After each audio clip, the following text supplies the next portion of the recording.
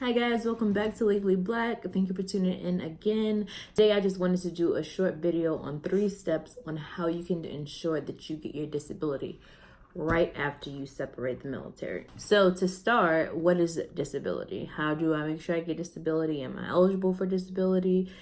Can I get disability if I'm still active duty? Can I get disability if I'm separated already? Can I get disability if I wasn't in the military at all, but I just feel like the government owe me something because I'm Black? So essentially, amount of disability that you get is up to the VA, the Veterans Affairs. It comes in 10% increments. So from 10% to 100% is where your amount of disability lies. Depending on that percentage, it equates to how much money you'll get back from the VA. So just to put things in perspective, if you're at 10% disability, or if you're awarded 10% of disability, you're looking at maybe around $125, $135 a month. And that's like the basic, like no dependents, just single, regular, everything. If you have dependents, it varies. But so it can get pretty, you can get a pretty hefty sum the higher that you go up the scale. So also your income will come in the time frame of your birthday. So like, let's say for instance, my birthday is December 18th. So I normally get my disability pay around the 18th, 20th, around that. So pretty much towards the end of the month. And you can go online and they have a chart of, when's your birthday, that's when you're going to get your money, whatever. So, and let's say that you go to the VA and they give you maybe a 20% for your back, 40% for headaches or whatever. They don't always just add up those numbers to equate to, 60%. They basically do an average of how severe that those disabilities are, how long have you had it. So you can start your process while you're still active duty. However, of course, you will not be able to get any money because you're not a veteran. Second, you can start it after you have separated. I'm not even sure if there's a cutoff. I keep telling my father, he's a veteran. He's been out for years now. I keep telling him he needs to go for his back. I don't think there's a cutoff point. Because sometimes some injuries don't show up until well after you've separated. And if you haven't been in the military, no, you're not going to get disability. So some things that you can get disability for. You can get disability for physical injuries, diseases, and I think a big one is mental health. So for me, I know I talked a little bit about, my mental health or whatever. I have generalized anxiety disorder, and I didn't take that serious until towards the end of my enlistment, but I still got cared for, and so I get disability for it. I think if you get out of the military, it is something. And I'm not saying to like try to gyp the system or to lie or anything, but I think a lot of us come out with something, whether it's bad back, whether it's headaches, whether it's insomnia. I feel like we all come out with something, So anyway, you can get disability, whether it's from a physical injury that happened while you were in the Navy or in the military, while deployment, whether you were on leave, whether the military physically made that happen, like you were doing PT and they had you doing something extra and you broke your hip or whatever, or if you were just on leave and decided to go skydiving and you hurt yourself. Also, I think something big that a lot of people don't know is that injuries or diseases or whatever circumstances that you have that was sustained prior to the military that may have been agitated by being in the military, you can also get disability for that as well. Like my anxiety, I'm pretty sure I had that from, childhood trauma, but coming into the military kind of made it a little bit worse.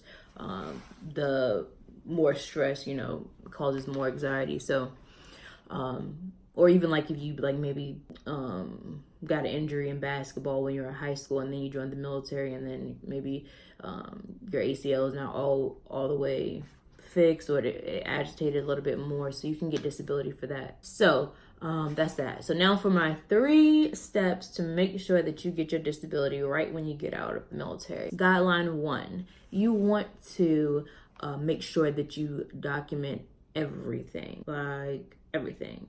So I know for me, right, I know for a lot of us, we come in the military young, and we may get injured, but we're like, that's nothing, I don't need to go to medical, I'm fine, and just keep on tracking along. Or those of you who are like me, who've looked at people who always was in medical as somehow weak, which is ignorant to look at it like that. But I was so hell-bent on like, I'm not going to medical, I don't want no limited duty chit. For me, my ignorance was like, they're weak somehow. Well, really, I should have been looked at it like they're taking care of their health above everything. So make sure you document everything. For me, there was a lot of disability that I left on the table because I didn't go to medical as often as I probably should have. In boot camp, I injured my hip. I just kept it. I just did not want to go to medical for it. Battle stations, I had a bad UTI, and that was terrible. Because those of you in the Navy, I don't know about Army or Air Force, but in the Navy battle stations, you stay up for 24 hours, and they allow you to go to the restroom, but they time it. You can't be in there for a certain amount of time. And if you ever had a UTI, you just feel like you have to go to the bathroom over and over and over and over again. And in battle station, you didn't really have time, so it was terrible. Thank goodness I was the head PO in boot camp, so I could use the excuse that I was, checking the head, when really I was just felt like I had to pee, and I was in there all day long. So anyway, I should have went to medical for those things, because by the time that I was done with boot camp and I was in A school, probably midway through A school, closer to C school, I had severe kidney problems because I never got my UTI checked, and it was worse and worse and worse. Whether you just started the military or whether you're in the middle of your enlistment or the end of your enlistment, you should go to the medical for everything. Put everything in writing. If it's not in writing, then it didn't happen. The middle of my enlistment, that's when I started going for my back. And then like I said, it wasn't until the end of my enlistment that I started going for my generalized anxiety disorder, but it was in writing. When you start your process, you want to make sure that you take a look at your medical file. You can either receive it physically, like with paper, or you can get it digitally. I got mine like in a CD-ROM. Look at it thoroughly and make sure that everything that is needed is on that. And let's say that you're about to get out, but you just went to the doctor for something like really significant. Don't put in for your disability until it is on your record. And it shouldn't take that long for your record to be updated, but don't give them that medical record. Wait until it's updated. Okay, so my second guideline is to start early. Start as early as you possibly can. For me, I started 6 months prior to my EAOS. So, and I did that because I was in SkillBridge. So I kind of did the separation process pretty early. So I was already checking out. I was already, getting my audio, visual, all that type of stuff handled already. And originally I wasn't going to put in for disability because like I said, I was ignorant. I'm like, okay, that's for the weak. I don't really need nothing. My anxiety, it wasn't brought on by the military. The military really didn't do that. My back, that kind of runs in my family. So I was so on my Buddhist thing that's no, the military didn't do that. I don't need to get disability for it. And then I thought about it. And I talked to a lot of people. I talked to a lot of older people, and I'm like, what can it hurt for me to try? And if they have policies on having disabilities prior to the military and then getting in and then having them agitated because of the military, then you get disability. And that was my case. So I'm not going to argue with their policies. So I did that. And like I said, I started 6 months out. It took me a little bit to make sure that all my records for like my mental health was updated, make sure they seen any prescriptions that I had, make sure all my physical therapy for my back was on my records. I want to say altogether that probably took maybe a month. And you have to think about it. I'm not every command is different, so my experience will be significantly different than maybe your experience, but every command is different.